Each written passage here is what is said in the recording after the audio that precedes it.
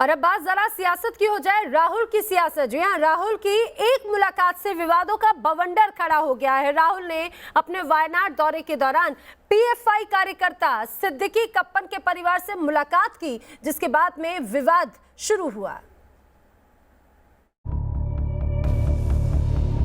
PFI के जिस agent पर यूपी में दंगे भड़काने की साजिश का आरोप है, जिस सिद्दीकी कप्पन पर अवैध तरीके से विदेशी फंडिंग जुटाने और हाथरस गैंगरेप मामले में अफवाह फैलाने का आरोप है, उसके परिवार से मिलने राहुल गांधी केरल के वायनाड पहुंचे। कप्पन के परिवार का दावा है कि मुलाकात के बाद राहुल गांधी ने उन्हें मदद का भरोसा दिया है। इधर पीएफआई एजेंट के परिवार से राहुल गांधी की मुलाकात के बाद राजनीतिक विवाद शुरू हो गया है। बीजेपी इस मामले को लेकर राहुल गांधी को घेरने में जुट गई है। देखिए, राहुल गांधी अपने क्षेत्र में जाकर पीएफआई से जो लिंक व्यक्ति है उसको मदद की घोषणा कर रहे हैं। क्या जो देश के खिलाफ काम करने वाले लोग हैं उनकी मदद करना कांग्रेस अपना फर्ज समझती है, अपना धर्म समझती है? वायनाड के रहने वाले पीएफआई एजेंट सिद्दीकी कप्पन पर कई गंभीर आरोप लगे हैं। सिद्दीकी को यूपी पुलिस ने गिरफ्तार किया था। उसे 3 लोगों के साथ गिरफ्तार किया गया था। मथुरा से हाथरस जाते वक्त कप्पन अरेस्ट हुआ था। आतंकवाद रोधी कानून के तहत उसकी गिरफ्तारी हुई है। 6 अक्टूबर को गिरफ्तारी के बाद 7 अक्टूबर को पीएफआई एजेंट सिद्दीकी कप्पन को 14 दिन की न्यायिक हिरासत में भेज दिया गया था। राहुल गांधी से मुलाकात के पहले भी कप्पन के परिवार ने उनसे मदद मांगी थी। अब एक बार फिर परिवार ने राहुल गांधी से कप्पन की जल्द रिहाई में मदद की अपील की है। लेकिन इस मुलाकात के बाद बीजेपी हमलावर है। कांग्रेस से पीएफआई के कनेक्शन पर सवाल पूछ रही है।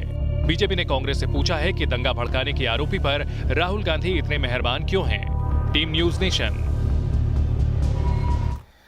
अब खबर फ्रांस की, जहां पर कार्टून को लेकर फिर से बवाल मच गया। यहां पर एक टीचर की हत्या कर दी गई। इसके खिलाफ भारी आक्रोश है।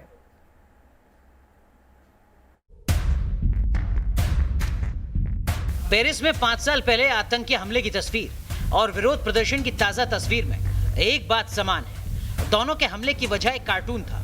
पहली तस्वीर में पेरिस में बंदूकधारियों ने खून की नदियां बहा दी।